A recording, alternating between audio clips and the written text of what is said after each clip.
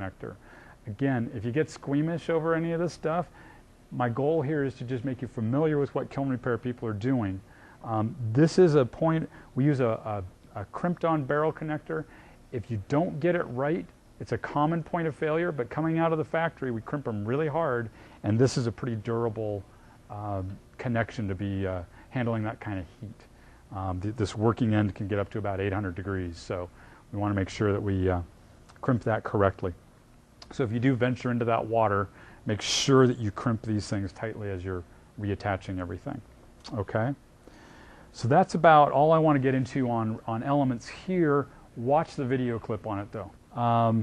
The brick replacement, we've covered how to do that, and then generally just replace the bricks when you're replacing elements and do those temporary brick repairs in the interim. Now, a couple other things on bricks. It's really common to get what we'd call hairline cracking in the bricks. So on the hot face, you've got all that expansion and contraction over and over, and you get little fissures, little hairline cracks. Those, unfortunately, are just the nature of the beast. We can't really do much about those. But if you get a crack that goes all the way through a lid or a slab, we want to repair that slab or replace it. And the way you can tell, a lid's really easy because you can lift it up and gain access to it really easily. Just lift the lid up and see if you've got a crack that's following the same path on both the outside and the inside. Then we can assume it goes all the way through. And it's a potential safety issue on the lid. If it's from one edge all the way to the other, the slab could collapse if the band got loose. So if you see a big crack like that developing, I would decommission the kiln until you got it corrected. You could cement it back together using high temperature refractory cement, or probably the easier thing to do, maybe it's more wasteful, but is just get a whole new lid and install that. On the slabs, not as critical from a safety standpoint. As long as the band is nice and tight, it'll hold it together. And it's a little bit harder to tell if that crack has gone all the way through. If you want to get down on your hands and knees and look back up underneath there, sometimes it's in a place where you can see. But again, cracking on the hot face is pretty common. Cracking all the way through is pretty uncommon. Don't let them, I wouldn't use it if it was going all the way through. So these lids are reversible. If for some reason you find that you've got the inside of it's getting kind of gnarly over time and you're not too worried about the aesthetics, you can detension the springs so that you don't have a bucking bronco on your hands. Take the hardware off and you can actually reverse the thing. You don't have to do anything with the band, just leave it on, flip it over and reattach all the hardware, and you've got another surface, another useful surface. The reason we coat the lid is to encapsulate the dust. So we don't want any brick dust floating down on the pieces. So that's why it's got that gray coating on it. And once you fire that surface the first time, that gray coloring burns out. But the coating is still there, okay? So it's just the colorant that burns out. It's pretty tricky to patch, to put any kind of, if a big divot or something for some reason, like you get it too close to the lid and a pot sticks to the inside, you take crank the pot off and it takes a chunk of brick out of the lid. It's pretty tricky to try to patch that. You might be able to put more coating material on there, but patching generally is going to fall out unless you get some undercuts in there and give the patch something to stick to. If it's just a glob like that, the patch material is going to fall right out. So kind of hard to do.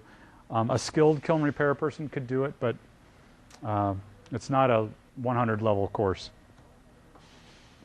Okay, now another thing that can happen is the very top part of the bricks, especially for the what we'll euphemistically refer to as the vertically challenged, have to reach in over this top row of bricks. And I'm 6 feet tall and I can just barely reach the bottom of this thing. And I've got 1 foot up on tippy toes to do it. So if you're less than that in height, the odds are pretty good you're going to be leaning over the edge of this row of bricks. And this brick's pretty soft. That's what makes it a good insulator. We want it to be full of air pockets, but it doesn't have a lot of mechanical strength. One thing you can do is take this same coating material, which we refer to as Sairset. It's an old trade name. It's been around forever.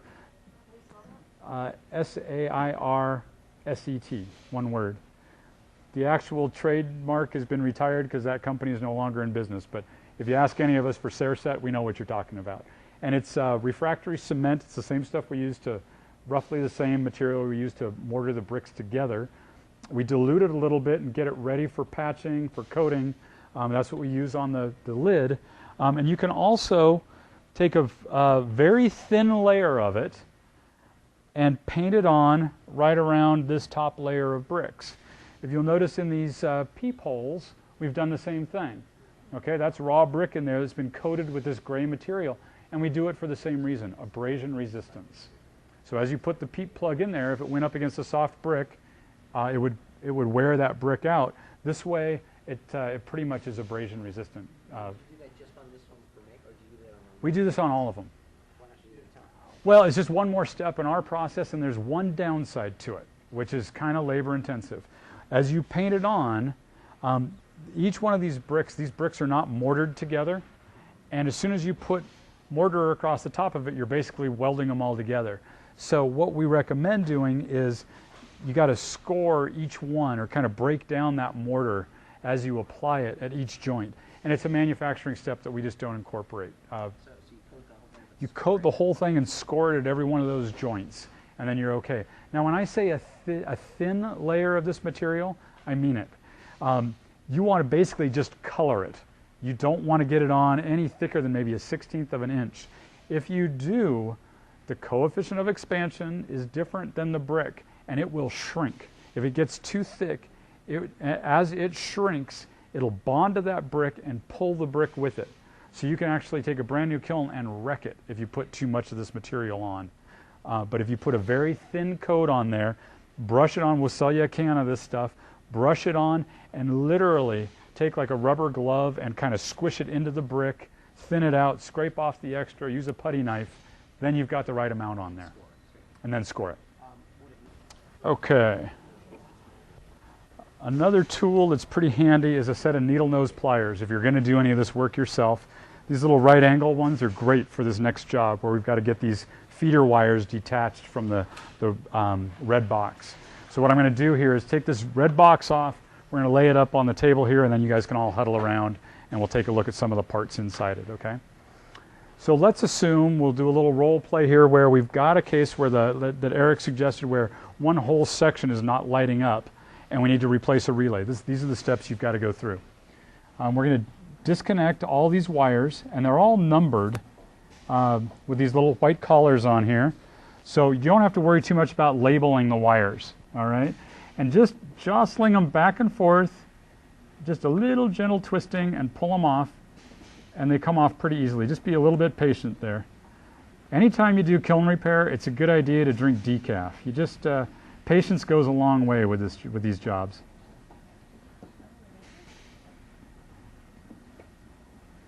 Okay. This wiggling motion that I've got going on can run the risk of loosening these tabs, like that one right there just got loosened, and that's a potential failure point. So what I'm going to do is take this little marker off and flip it around just to remind me that I've got to tighten those up before I put everything back on. Okay, and we take the thermocouple wires off as well. Now with these 8 wires loosened, the box is, you can just lift straight up. Bruce, if you want to grab that for me, it'll just come right off of its hinges. There we go. So that's all there is to taking the box off, and this is what you have to do to move the kiln or when you set it up. You need to disconnect that box. So at this point, we've got this box disconnected from the kiln. It's on the, get it to a tabletop, someplace where you can work on it.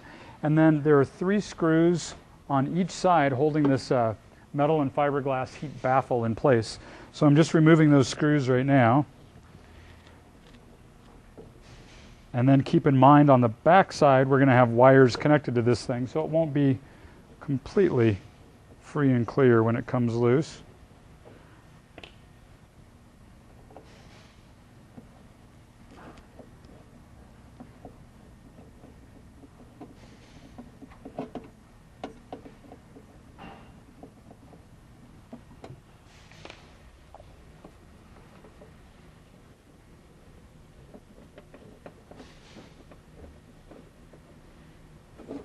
Okay, so just to get, as long as I've got you here, we'll just do a little bit of nomenclature. We refer to this thing as a terminal strip, okay? This thing's a heat baffle. So you flip it open. We've got more wires. The relays are right down in here, these little black boxes. Okay, one relay per section.